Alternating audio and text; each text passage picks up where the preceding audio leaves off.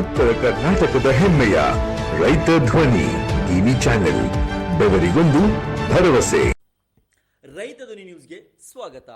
CM ವಿರುದ್ಧ ರೈತರು ಆಕ್ರೋಶವನ್ನ ಹೊರಹಾಕಿದ್ದಾರೆ. ಸಿಎಂ ಸಿದ್ದರಾಮಯ್ಯಗೆ ಮನವಿ ನೀಡಲು ಬೆಳಗ್ಗೆ 11 ಗಂಟೆಯಿಂದ ಕಾಯುತ್ತಿದ್ದ ರೈತರ ಮನವಿ ಸ್ವೀಕರಿಸಿದೆ. ಹಾಗೆ ತೆರಳಿದ ಸಿಎಂ ವಿರುದ್ಧ ರೈತರು ಆಕ್ರೋಶವನ್ನ ಹೊರಹಾಕಿರುವ ಘಟನೆ ಗದಗ ಜಿಲ್ಲೆಯ ರೋಣ ಪಟ್ಟಣದಲ್ಲಿ ನಡೆದಿದೆ.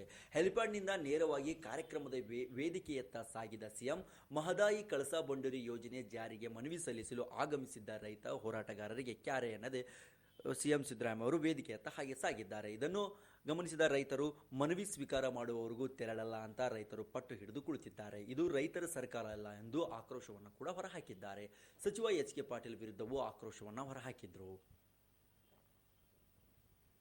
ಕುಂತೇವಿ 11 ಗಂಟೆಗೆ ಬಂದು ಕುಂತೇವಿ, ಊಟ ಇಲ್ಲ, ನೀರಿಲ್ಲ, ಎಲ್ಲ ಅಧಿಕಾರಿಗಳ ದರ್ಬಾರ. ಇದು ಅಧಿಕಾರಿ ಸರ್ಕಾರ ಅಂತ ಹೇಳ್ತೇವೆ. ಇವತ್ತ ರೈತರನ್ನ ಹೊಳ್ಳಿ ನೋಡ್ಲಿಲ್ಲ ಅವರು. ನಾವೇ ನಮ್ಮ ಮನಿ ಬಾಳೆ ವಿಷಯಕ್ಕೆ ಬಂದಿರ್ಲಿಲ್ಲ. ಸಾರ್ವಜನಿಕ ಇದು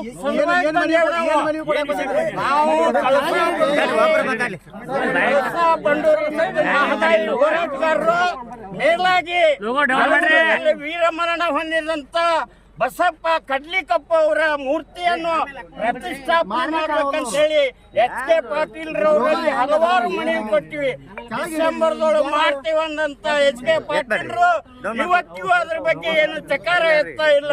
ಅದಕ್ಕೆ ನಾವು ಇವತ್ತು ಯಾವುದೇ ಪರಿಸ್ಥಿತಿಯಿಂದ ಎಚ್.ಕೆ. ಪಾಟೀಲ್ರು ಬಂದು ಇಂಥ ದಿವಸ ನಾವು ಆ ಕೆಲಸ ಪ್ರಾರಂಭ ಮಾಡ್ತೀವಿ ಅಂತ ಹೇಳಿದಾಗ ಹೋಗ್ತೇವೆ, ಹೊರತು ಇಲ್ಲ ಅಂದ್ರೆ ಇಲ್ಲೇ ಅಮರನ ಉಪವಾಸ ಮಾಡ್ತೇವೆ ಅಂತ ಬೈತಾ ಇದ್ದೇನೆ.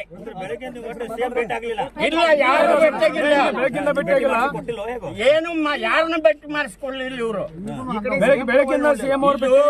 ನೋಡ್ರಿ, ಈ ಸರ್ಕಾರ ಅಧಿಕಾರಿ ಮೇಲ್ವರ್ಗದವ್ರ ಸರ್ಕಾರ ಐತಿ.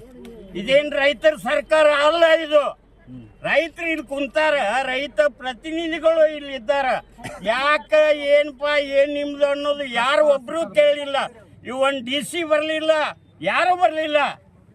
ಅದಕ್ಕೆ ನಮ್ಗೆ ಬಹಳ ತುಂಬಾ ಖೇದಾಗೈತಿ. ಮಾನ್ಯ ಎಚ್.ಕೆ. ಪಾಟೀಲ್ರು CM ಅವರು ಖುದ್ದಾಗಿ ಬಂದು ನಮ್ ಕೂಡ ಮಾತಾಡ್ಬೇಕು. ಇಲ್ಲದೆ ಹೋದ್ರೆ ನಾವು ಇಲ್ಲೇ ಅಮರನ ಉಪವಾಸ ಮಾಡಿ ಸಾಯ್ಲಿಕ್ಕೂ ಸಿದ್ಧರಾಗಿ ಬಂದೇವೆ ಅಂತ ಹೇಳಿ ಈ ಒಂದು ಜನಸಾಗರದ ಮುಖಾಂತರ, ರೈತರ ಮುಖಾಂತರ ನಾವು ಹೇಳಿಕೆ ಕೊಡ್ತಾ ಇದ್ದೀವಿ. ಇದು ಸತ್ಯ ಸತ್ಯ ಸತ್ಯ. ಬಸವರಾಜ ಸಾಬಳೆ, ನರಗುಂದ, ಗದಗ ಜಿಲ್ಲಾ ರೈತ ಸಂಘ.